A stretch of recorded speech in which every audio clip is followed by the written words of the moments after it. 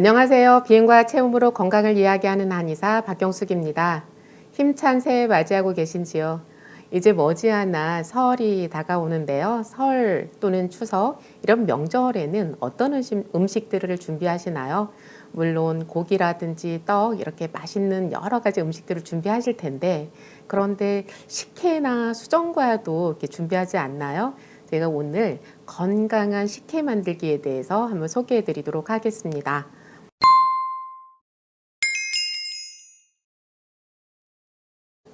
벌써 몇 년 전 일인지는 모르겠는데요. 한 5년 됐나, 10년 됐나. 이제 이렇게 지나간 일들이 몇 년 지났는지 감각도 잘 없어요. 어쨌든 오래전에 제가 천기노설에서 그 식혜 만들기를 한번 한 적이 있었어요.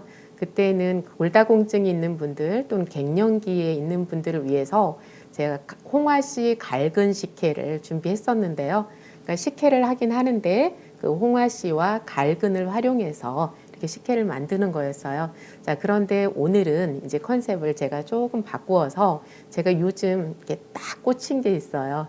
걱인데요. 그래서 걱과 단호박을 이용한 식혜를 만들어 보려고 합니다. 자, 걱에 대해서 한 번 더 볼까요? 거기에 대해서는 몇 번 제가 말씀을 드렸었는데요. 저쪽 이렇게 베트남 쪽에서 주로 나오는 과일이고요. 이 과일 중에서도 그 알맹이만 이렇게 빼서 씨를 빼고 나머지 그 과육을 이렇게 가루를 낸 것, 이것을 사용하게 되는데요. 여기에는 그 라이코펜이 토마토의 76배가 들어있고 베타카로틴이 당근의 10배가 들어있고 또 비타민C는 오렌지의 60배, 또 눈이 좋아지게 하는, 눈과 피부가 좋아지게 하는 그 지아젠틴이 옥수수의 40배나 들어있는 이 걱이라는 원료가 있는데요. 그래서 이것을 이용해서 이제 식혜 만들기를 한번 해보려고 해요. 자, 그래서 이제 이 걱과 단호박을 이제 우선 준비를 해야 되겠죠. 그래서 단호박을 준비할 때에는 단호박이 좀 깎기가 힘들잖아요. 그래서 뭐 잘 깎을 수 있다 하시는 분들은 이제 이렇게 단호박을 그냥 깎아서 잘라서 준비를 해도 되고요. 그런데 이게 조금 힘들다, 불편하다 하시는 분들은 전자레인지나 찜솥에다 살짝만, 너무 푹 찌지 말고 살짝만 쪄서 껍질을 이렇게 벗기면 훨씬 쉬워요. 그래서 어쨌든 껍질을 벗기고 이렇게 단호박과 걱을 준비를 해 놓는 거예요. 자, 이렇게 하고 이제 그 다음에는 이제 엿기름 거르는 것이 제일 먼저 할 일이거든요. 그러니까 재료 준비는 해놓은 상태에서 이제 엿기름을 거르는데요.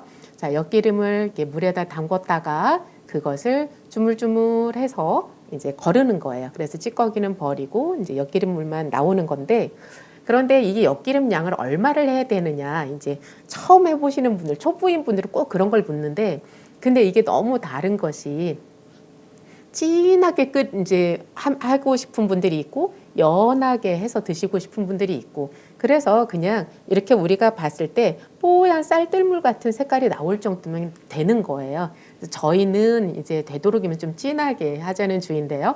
그래서 이렇게 진하게 이제 엿기름물을 받쳤어요. 그래서 엿기름물을 받쳐 놓고 이제 밥을 해야 되겠죠? 밥을 하는데 밥은 그냥 누구나 밥은 지을 수 있으니까 고슬고슬한 밥을 짓고 그 밥에다가 이 엿기름물을 넣어서 이제 전기밥솥에다가 밥통에다 보온으로 놔두는 거예요.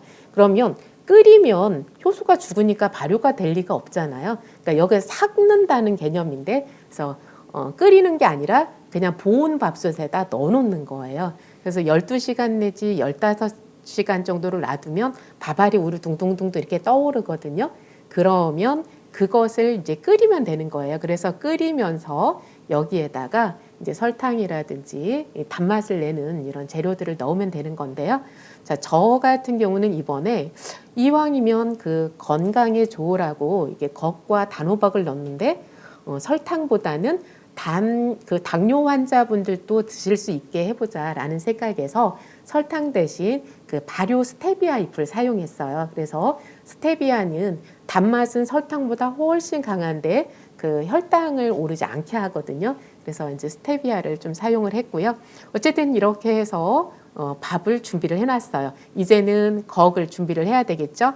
그래서 걱 분말과 그 이렇게 잘라놓은 호박이 있는데 이 단호박을 이제 찜솥에다 쪘어요. 그래서 그 찐 호박과 거 가루를 이렇게 넣고 믹서기로 돌려서 갈았어요. 그리고 근데 이때 갈을 때 물은 무엇을 활용했냐면 그 엿기름 거른 물을 활용을 한 거예요. 그러니까 엿기름 거르는 게 제일 먼저 할 일이라고 했잖아요. 그런데 그것을 그 보온밥솥에다 안칠 때 물을 다 사용하지 말고 일부를 남겨놓았다가 이렇게 겉과 단호박을 넣고 같이 갈았고요. 그리고 거기에다 엿기름물을 더 합쳐서 이렇게 별도로 끓인 거예요. 그래서 이렇게 단호박과 겉을 끓여서 이 물을 식히고 그 다음에 보온밥솥에서 이제 삭아졌던 그 엿기름물에다 밥알을 넣고 둥둥둥 떠오르면 그것을 다시 한번 설탕을 넣고 끓인다고 했잖아요. 물론 여기에서는 설탕 대신에 스테비아를 넣고 다시 끓인 거예요. 그래서 이제 밥을 끓여서 식힌 요 재료와 그 다음에 이렇게 겉과 단호박을 갈아서 끓인 다음에 엿기름물을 넣고 끓인 다음에 이걸 식히고 그래서 두 가지를 합치면 되는 거예요. 그래서 이렇게 탄생을 했습니다. 어떠세요? 단호박 식혜를 이제 보신 적 있을 텐데 단호박 식혜보다는 색깔이 어떤 분들은 조금 덜 이쁘다고 하실 수도 있을 텐데 단호박이 밝은 노란색이었다면 이제 거기 들어가니까 당근 색깔에 가깝게 좀 주황색으로 살짝 변하죠. 이런 색깔이 됐는데요. 이렇게 색깔도 먹음직스럽고 예쁘고 이런 식혜가 완성이 되었어요. 그런데 혹시 자세히 보시면 여기에 살살 이렇게 조그맣게 고춧가루가 이렇게 떠다니는 것처럼 그런 분말이 가끔 보이기도 하는데 그게 이제 고춧가루가 아니라 이제 거기 곱게 갈아지지 않아서 이렇게 살짝씩 떠다니는 것도 있어요. 어쨌든 이렇게 거 분말과 단호박을 이용한 식혜를 만들어 보았습니다. 자, 어떠세요? 이렇게 어려운가요? 저는 뭐 식혜를 자주 해먹던 사람이라서 이렇게 어렵지 않게 느껴지는데 이게 명절뿐만이 아니라 그냥 평소에도 아이들이 이제 목이 마르다 이제 그럴 때마다 습관적으로 어떤 탄산음료라든지 찬물이라든지 이런 거 마시는 경우가 많잖아요. 그런데 이것을 이렇게 곡식혜 같은 경우는 냉장고에다 넣어놓고 시원하게 마셔도 되고 그리고 이것을 조금 덜어서 이렇게 따뜻하게 데워서 먹어도 맛이 좋아요.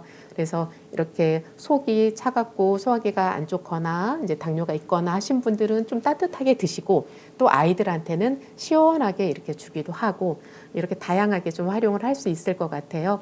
그래서 이제 거기 라이코펜이 많이 들어있고 베타카로틴이 많이 들어있다고 했잖아요. 그러다 보니까 이제 눈을 밝아지게 한다든지 아니면 몸에서 염증이 잘 안 생기게 한다든지 이런 역할을 할 수가 있고 그리고 이제 비타민 C가 풍부하니까 단호박도 마찬가지잖아요. 이렇게 단호박이나 이제 뭐 걱도 마찬가지고 이렇게 노란색, 주황색을 띠고 있는 애들은 다 카로티노이드계라고 해서 이제 베타카로틴이라든지 이런 영양소들이 굉장히 많거든요. 그래서 눈이 침침하고 또 아이들 같은 경우는 근시가 이제 성장이 빠른 시기에 눈이 나빠지는 경우들이 많잖아요. 이럴 때에도 또 안구 건조증에도 이렇게 좋을 것 같아요. 감기가 안 걸리게, 그죠? 비타민 C가 풍부하니까. 그 다음에 이제 카로틴이 많이 있다 보니까 눈 건강에도 좋고, 그 다음에 라이코펜이 많다 보니 그 강력한 항산화 작용에 의해서 몸의 염증도 덜어줄 수 있고, 그러면서 예쁜 색깔을 가진 맛있는 식혜. 이렇게 건강과 맛과 우리의 시각을 같이 만족시킬 수 있는 이런 식혜를 준비해 보았습니다. 다음 시간에도 제가 건강한 식혜를 하나 더 소개해 드리려고 하는데요.